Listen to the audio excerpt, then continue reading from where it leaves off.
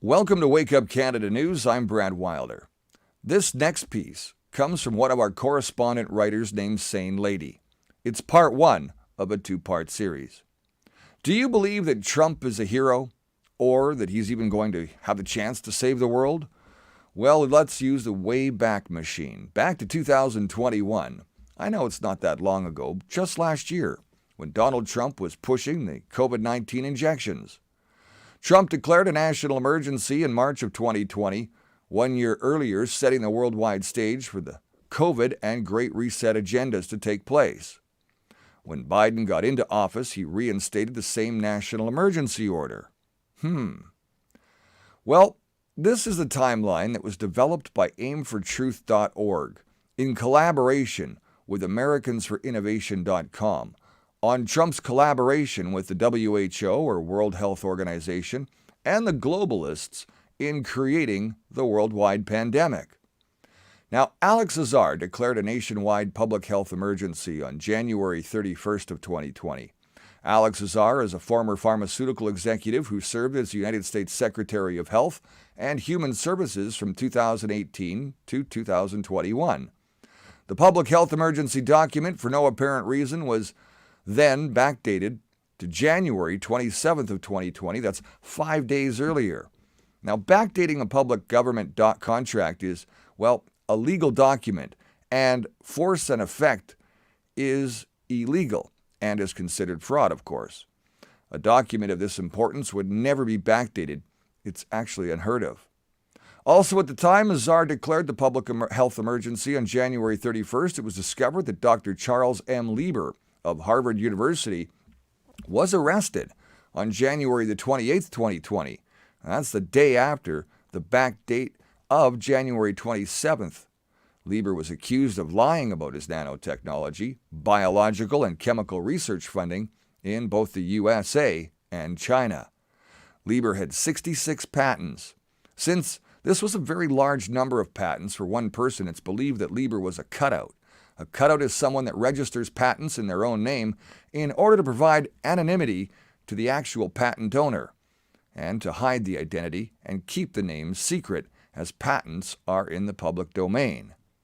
Lieber received funding in the billions. Lieber was also known to be working for the NIH, DARPA, and the U.S. Air Force and Navy, plus other spy agencies inventing biowarfare products. Lieber was arrested and indicted, no doubt to prevent him from talking. But talking about what? By indicting Lieber, the Justice Department effectively shielded and silenced him from public scrutiny, including his role in biowarfare activities in China just prior to the alleged Wuhan outbreak. Now, researchers are now discovering that Lieber's nanoparticles are actually in the COVID-19 vials. It was further discovered that the Azar public health emergency announcement dates were further conflicted. They were reported as January 27th, 2020, January 28th of 2020, and January 29th of 2020, in order to confuse and hide what was really going on. Now, you may recall, Trump got on board early within the virus train, calling it the China virus, and he said that it came from Wuhan. Trump also called out the P4 lab in Wuhan as responsible for creating that virus. How did he know this exact lab was it when there were 22 other labs funded by the NIH through Fauci conducting the same research? Why would Trump publicly blame China when there were already reported cases of COVID in the U.S.? Was it because they were trying to distract people from the Lieber arrest? Lieber was funded and connected to the British Pilgrim Society, which is also affiliated with MI6, British Intelligence, Serco, and the banking cartel. Additionally, Lieber's father helped develop the Aegis surveillance system and was also deeply involved in the British Pilgrim Society. Next, the investigators noted that January 31st, 2020, the same day as the Azar National Public Health Emergency, Trump announced the pandemic and the China travel restrictions. The total number of COVID deaths as of January 31st, 2020 was 5. 5 deaths. Why would only 5 deaths constitute a pandemic and the declaration of a national health emergency? 5 deaths do not make an emergency, right? Right. The coronavirus had not been identified yet, no one had been tested, no tissue samples obtained, and no autopsies performed. Why restrict travel from China, contrary to Fauci, Redfield, and Birx's advice at that time? Well, by March the 1st, 2020, there were 24 COVID deaths reported in the U.S. when Trump quietly declared a national emergency due to the coronavirus. 24 deaths in a nation of 331,449,281 people.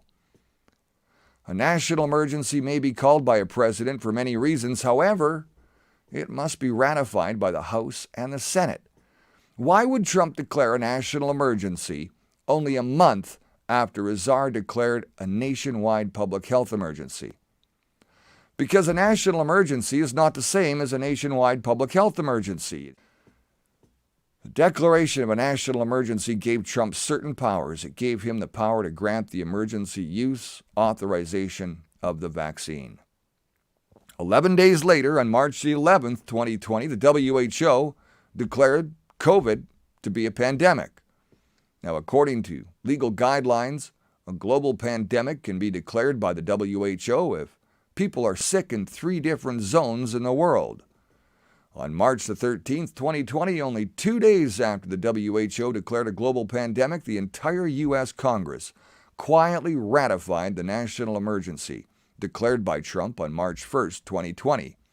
Yes, you heard that right. The entire U.S. House of Congress ratified Trump's declaration. That very Congress that fought Trump tooth and nail rallied against him and fought every step of the way during his presidency.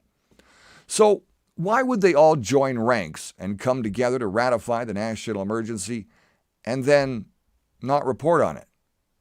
It's also important to note that the WHO could never have declared a global pandemic if Trump hadn't declared a national emergency. Is this why he jumped the gun on March the 1st, 2020? On May 16th, 2020, Trump announced Operation Warp Speed, a project, to develop a vaccine for product and have it ready by the end of the year. Now, by August 23rd, 2020, the FDA had approved the first Pfizer and BioNTech injections using the emergency use authorization. Trump bragged that he saved 100,000 lives, and he began to push the vaccine.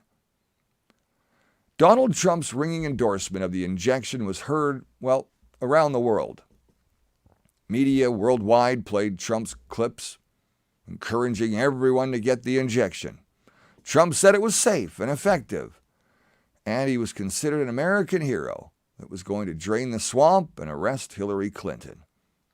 Let me remind you that none of that ever happened. Empty promises made in order to win the U.S. election and the trust of the American people. In part 2, we're going to show you how Trump set the stage for the WHO, or World Health Organization, to declare a worldwide health emergency in order to usher in the so-called COVID pandemic. I'm Brad Wilder. This is Wake Up Canada News. Remember, you're the voice, and it's time to speak. I'll see you next time.